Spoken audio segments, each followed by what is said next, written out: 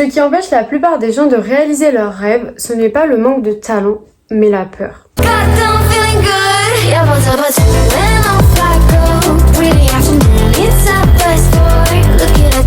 Bienvenue sur ma chaîne, je m'appelle Johanna et ici on parle à cœur ouvert, on apprend à s'écouter, à se comprendre et on avance à son rythme. Donc si ça te parle, abonne-toi. Si t'as un projet professionnel ou personnel en tête mais que t'as peur de te lancer, c'est normal. Mais par contre, cette peur, elle doit pas t'empêcher de réaliser ton ou tes rêves.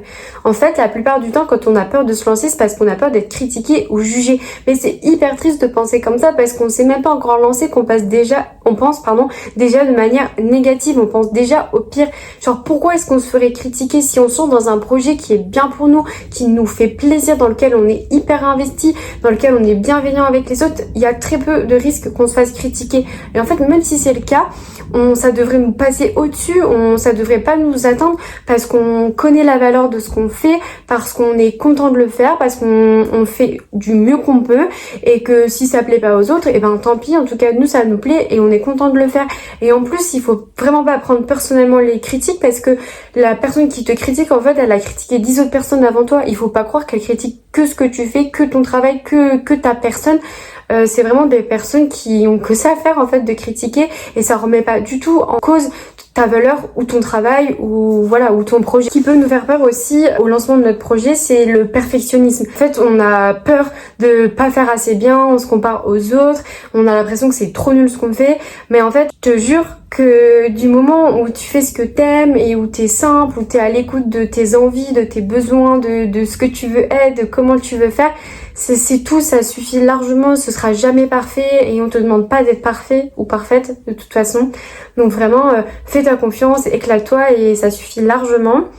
Ensuite, souvent aussi on a le syndrome de l'imposteur, c'est quand on a l'impression de pas mériter ce qu'on fait, qu'on a l'impression de pas être à notre place. Par exemple, moi je me lance sur YouTube et je pourrais très bien me dire mais en fait il y a déjà plein de youtubeurs, il y a déjà plein de youtubeuses, pourquoi je me lance là-dedans, j'arriverai jamais à me démarquer. Mais en fait, si, il y a de la place pour tout le monde, je mérite d'être là et voilà, en fait, du moment où moi je fais ce que je veux, ce qui me plaît, bah c'est tout quoi. Et aussi, on peut avoir peur de l'échec ou au contraire du succès. Donc là, bah ça revient un petit peu à ce que j'ai dit auparavant, mais voilà, on se compare aux autres. On a peur d'avoir un peu la honte parce que ce qu'on fait, genre il y a 10 vues, ou alors là je parle des réseaux, mais ça peut être vraiment un autre projet, par exemple quitter son travail pour un autre et en fait on a peur de pas retrouver un autre travail, du coup on reste dans son travail qui nous rend malheureux, etc. Enfin ça peut vraiment être plein de choses, mais en fait il faut vraiment essayer de changer d'état d'esprit. Pourquoi ça marcherait pas, pourquoi j'y arriverais pas, enfin vraiment il faut vraiment essayer de changer de penser, de vraiment être beaucoup plus positif, de penser en sa faveur. Et du même pour le succès, si on se lance dans quelque chose, bah c'est parce qu'on a envie de réussir, donc tant mieux si ça fonctionne, tant mieux si on a du succès et si jamais on a trop de succès et que ça nous fait un petit peu peur, bah on verra sur le moment, mais c'est dommage de pas se lancer uniquement à cause de ça. Mais attention, même si tu as toutes ces peurs, tu n'attends pas de ne plus avoir ces peurs pour te lancer, parce que sinon tu te lances jamais. Genre même les plus grands chanteurs qui ont des années d'expérience, avant de monter sur scène, ils ont peur, ils ont encore des choses qui les stressent, donc ça ne doit pas être un frein à tes projets ou à tes rêves. Mais je vais quand même te donner du coup quelques petits conseils pour que tu puisses oser petit à petit.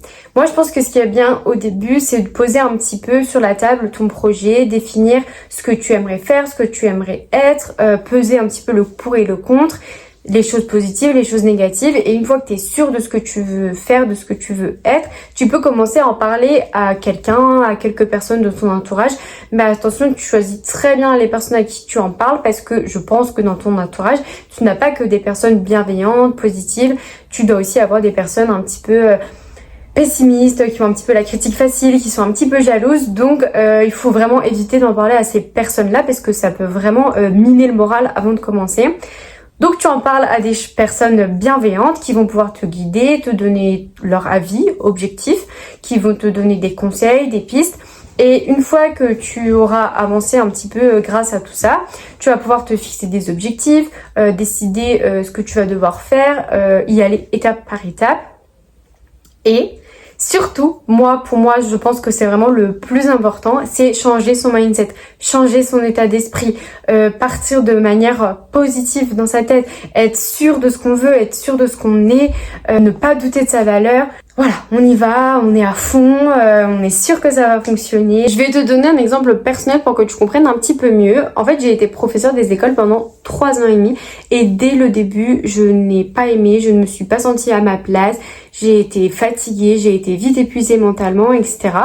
Et donc j'ai vite pensé à la démission, mais j'avais des pensées négatives quand je pensais à la démission. Je me disais mais tu peux pas démissionner, t'as pas de diplôme. Enfin, j'ai un diplôme, mais genre, du coup, mon diplôme, il me permet que de travailler, voilà, dans l'enseignement, l'éducation, etc. Donc, il y a pas vraiment d'autres débouchés, enfin, en tout cas, qui me plaisaient. Donc, je me disais, mais tu vas jamais retrouver de travail, tu vas pas avoir d'argent.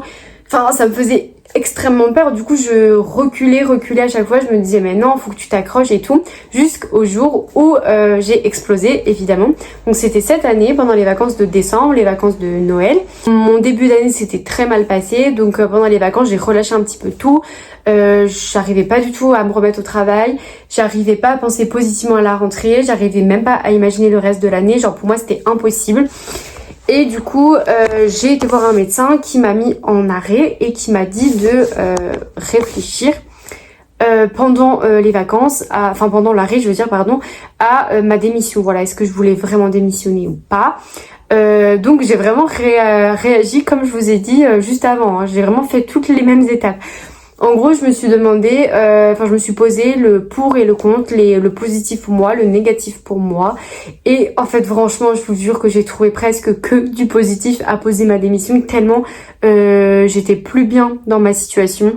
Alors oui, j'avais encore des peurs, je savais pas encore professionnellement vraiment ce que je voulais faire, mais je me suis dit, mais pense à toi en fait, vraiment, voilà. Il y aura que du positif en fait, parce que du moment où tu vas penser à toi, voilà, tout le positif, il va en découler.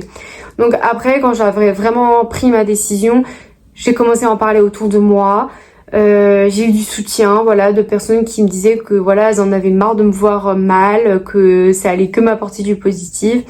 Donc voilà, j'ai eu des conseils, des avis, des personnes qui m'ont guidée. Et donc après, j'ai mis en place, voilà, comment on dit, des actions quoi. Enfin genre j'ai écrit ma lettre de démission, j'ai prévenu ma directrice, je suis retournée voir le médecin. Enfin j'ai vraiment acté les choses. Et après, j'ai vraiment changé mon état d'esprit, comme je vous ai dit. Je me suis dit, là, de toute façon, t'as posé ta démission, tu peux plus reculer, t'as pris la bonne décision, ça va te faire du bien. Depuis que je suis en arrêt, je suis plus en arrêt, là, du coup, j'ai démissionné, mais depuis que j'ai démissionné, je retrouve le goût de vivre, je suis hyper positive, je travaille toujours pas, mais c'est la décision qui me convient parce que je me concentre sur mes projets, etc. Voilà, j'ai vraiment changé mon état d'esprit. Voilà, c'est terminé pour cette première vidéo. Merci d'avoir pris le temps de m'écouter. J'espère de tout cœur t'avoir aidé à oser te lancer. D'ailleurs, dis-moi en commentaire c'est quoi ton projet. En attendant, à bientôt et prends soin de toi.